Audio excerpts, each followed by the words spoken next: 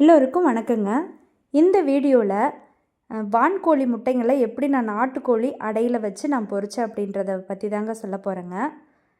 வாங்க இந்த வீடியோக்குள்ளே போகலாம். எனக்கு பக்கத்து வீட்டுக்காரங்க ஒரு 19 முட்டை கொடுத்தாங்க.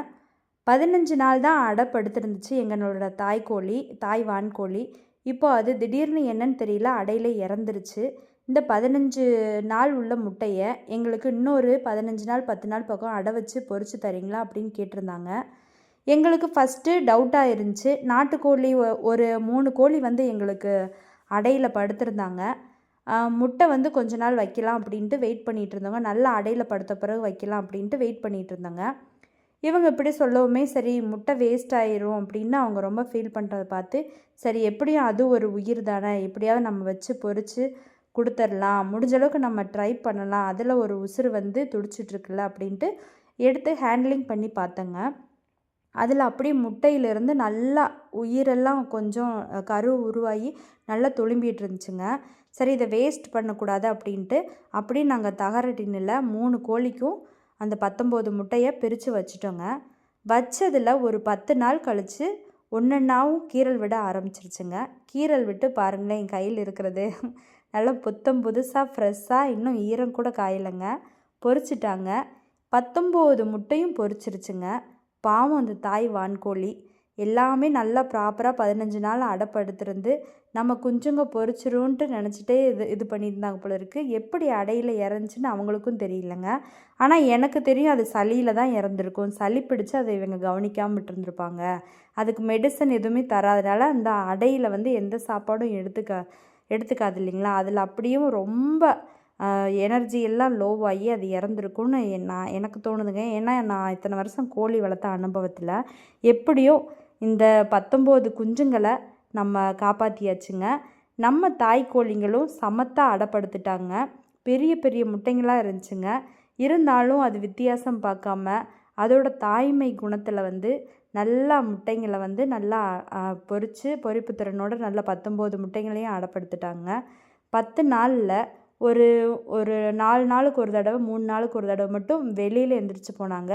லாஸ்ட்டு ஒரு 5 நாள் அடையிலேருந்து எந்த கோழியுமே எந்திரிக்கலைங்க.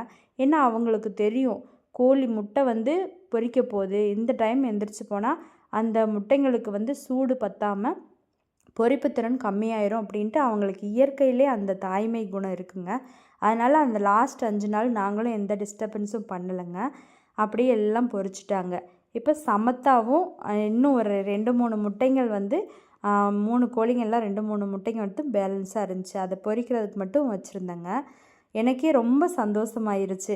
பக்கத்து வீட்டுக்காரங்களும் ரொம்ப சந்தோஷப்பட்டாங்க. பரவாயில்ல, நாங்கள் கொடுத்த உடனே நீங்கள் எதுவுமே முகம் சுளிக்காமல் எதுவுமே இது பண்ணாமல் நீங்கள் எங்களுக்கு பொரிச்சு கொடுத்துட்டீங்க அப்படின்னு அவங்களும் சந்தோஷப்பட்டாங்க. சந்தோஷப்பட்டு எங்களுக்கு ஒரு 4 குஞ்சு, சரி நீங்கள் அதை வச்சு வளர்த்துக்குங்க, நாங்கள் எதுவுமே கேட்கல, இருந்தாலும் 4 குஞ்சு நீங்கள் வச்சு வளர்த்துக்குங்க அப்படின்ட்டு எங்களுக்கு கொடுத்துட்டாங்க. நாங்களும் வான்கோழி வாங்கணுன்ட்டு நிறைய நினச்சிட்டு இருந்தோங்க. ரோட்டு ஓரத்துலலாம் விற்கிறதில் பார்க்கும்போதெல்லாம் கொஞ்சம் சளி பிடிச்ச மாதிரி குறுகிட்டு இருக்குங்க. அதை நாங்கள் வாங்குறதுக்கு ரொம்ப பயப்பட்டோம். ஏன்னா அதை வாங்கி கொண்டு அதுக்கு என்ன நோய் இருக்கோ இல்லை ஏதாவது வேறு ஏதாவது நோய் நம்ம கோழி கூண்டுகளுக்குள்ளே இருக்கிற நோய்கள் கோழிகளுக்கு அது ஸ்ப்ரெட் ஆகிட்டால் அது ரொம்ப வருத்தமாயிருங்க. அதை சரி பண்ணுறதுக்கு முடியவே முடியாதுங்க. என்ன தான் மெடிசன் கொடுத்தாலும் ஒன்ஸ் நோயின்னு வந்துட்டால் அதை ரெக்கவர் பண்ணுறதுக்கு ரொம்ப டிலே ஆகும். ஆனால் இளம் குஞ்சுங்கள் கண்டிப்பாக இழப்பாயிருங்க. அதனாலேயே நாங்கள் வாங்காமல் இருந்தோம். கடவுள் புண்ணியத்தில் எங்களுக்கு இந்த 4 குஞ்சு எங்களுக்கு ஃப்ரீயாக கொடுத்துட்டாங்க. அதை தாங்க நாங்கள் ஹேண்டிலிங் பண்ணி வச்சு வளர்த்துட்டு இருந்தோங்க. தாய்க்கு விடலாம், ஆனால் தாய் திடீர்னு அது வேறு கொத்திருச்சோ இது ஏதாவது பண்ணிட்டா கொஞ்சம் எங்களுக்கு ஒரு பயம் இருந்துச்சு. சரி 4 குஞ்சு இருக்குல்ல, ஒவ்வொன்றும் துணையா, சரி நம்ம ஒரு குண்டு பல்பில் போட்டு கூட அந்த சூடு மட்டும்தானே தேவை, நம்ம வளர்த்துக்கலாம் அப்படின்ட்டு தாங்க வளர்த்தோம். ஏன்னா அந்த தாய்ங்களும் இன்னும் அதுங்களோட முட்டையும் இருக்குது. சரி அவங்களோட முட்டைகளையும் வேஸ்ட் பண்ணக்கூடாது அப்படின்ட்டு ஒரு வாரம் கழித்து அதுங்களுக்கு அடை வைக்கலாம் அப்படின்ட்டு விட்டுட்டேங்க. இப்போ அதை தாங்க நானும் எங்கள் பசங்களும் அதை வச்சு வளர்த்து அப்படியே டெய்லி என்ஜாய் பண்ணுறது தாங்க எங்கள் வேலை. இந்த 4 கோழிகளையும் பெருசாக்குறது தான் என் பசங்களோட மெயின் டார்கெட்டேவும். நான் மறந்துட்டாலும் எங்கள் பசங்க மறக்காமல் அதுக்கு சரியான முறையில் தீவனம் கொடுக்கறது, தண்ணி வைக்கிறது, அதுங்களோட விளையாடுறது ரொம்ப ரொம்ப சந்தோஷமாக பார்த்துக்கிட்டாங்க. அப்புறம் இந்த 4 குஞ்சுங்கள் கொஞ்சம் வித்தியாசமாக, அதாவது கோழி குஞ்சுங்களோட பிஹேவியர்ஸ் வேறு, இந்த 4 வான்கோழி குஞ்சுங்களோட பிஹேவியர்ஸ் வேறு. இது நம்மளை கொஞ்சம் நல்லா லைக் பண்ணுதுங்க. கொஞ்சம் நம்ம கூட நெருங்கி பழக கொஞ்சம் விரும்பும். கோழி குஞ்சுகள் வந்து கொஞ்சம் துருன்னு நம்மளை கொஞ்சம் குறுன்னு கொஞ்சம் தள்ளி போக நினைப்பாங்க. ஆனால் வான்கோழி குஞ்சுகள் வந்து நெருங்கி பழகிறத பார்த்து எங்களுக்கும் சந்தோஷமாக இருந்துச்சு. சரி வளர்க்கலாம் அப்படின்ட்டு எங்களுக்கும் ஒரு விருப்பமாக இருந்துச்சுங்க. அதுதான் நீங்கள் பார்க்குறீங்க பாருங்களேன். டெய்லி ஃபீட் பண்ணும்போதெல்லாம் அந்த மாதிரி தரையில் கொத்தி கொடுத்தா அதுங்க கீழே கொத்த மாட்டாங்க அந்த தீவனத்தை. எங்களை தான் பிடிச்சி அப்படியே கையை பிடிச்சி கொத்த வருவாங்க. அது எங்களுக்கும் ஒரு என்டர்டெயின்மெண்ட்டாக இருந்துச்சு. அவங்களோடையும் ஒரு என்கேஜாக இருக்கிற மாதிரி நாங்களும் ஃபீல் பண்ணோங்க. யாரெல்லாம் உங்களுக்கெல்லாம் இந்த அனுபவம் இருக்குன்றத எனக்கு கமெண்டில் சொல்லுங்கள். இந்த 4 குஞ்சுங்களையும் வளர்க்குறது எப்படி, என்னென்ன தீவனம் கொடுக்கணும், அதுக்கு எப்படி இது பார்க்கணும் அப்படின்ற மாதிரி ஒவ்வொன்றா நாங்கள் கவனித்து பார்த்துட்டு இருந்தோங்க.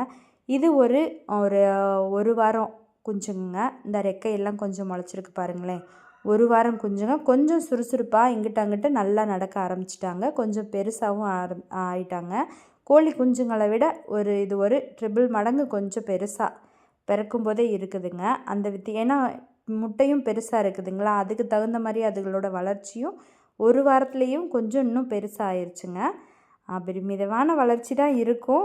கோழிங்கெல்லாம் கொஞ்சம் நல்லா இவங்களோட பக்கத்தில் நிற்கும்போது சின்ன சைஸாக தான் தெரியும்னு நினைக்கிறேன். அதுதாங்க நாங்கள் நினச்சி பார்த்துட்ருந்தோம். பாருங்களேன், சமத்தா 3 பேர் என்கிட்ட இருக்கிறாங்க. அந்த ஒன்று மட்டும் தேடிட்டுருக்குங்க. எங்கடா நம்ம 3 ஆட்களையும் காணுமே, இவங்க மட்டும் உட்காந்துருக்காங்களேன்னு. இவன் மட்டும் எங்கள் கூட கொஞ்சம் கொட்ட மாட்டேங்கிறாங்க, என்னன்னே தெரியல. 3 பேர் நல்லா பழகுறாங்க. இவன் மட்டும் அந்த இயற்கையிலேயும் அவருக்கு கொஞ்சம் எங்களை விட்டு டிஸ்ட்ராக்ட், அதாவது தனிமையிலே இருக்கா. சரி நாங்களும் விட்டுட்டோம், ரொம்ப ஃபோர்ஸ் பண்ணக்கூடாதே அப்படின்ட்டு. பெருசாகும்போது எங்களோட பழகட்டும் அப்படின்ட்டு விட்டுட்டோங்க. மற்றபடி நல்லா ஆரோக்கியமாக இருக்காங்க.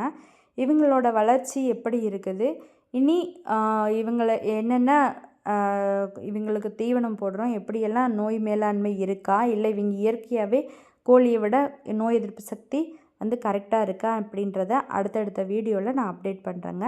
இந்த வீடியோவை எல்லோரும் பார்த்ததுக்கு ரொம்ப நன்றிங்க. பாய்.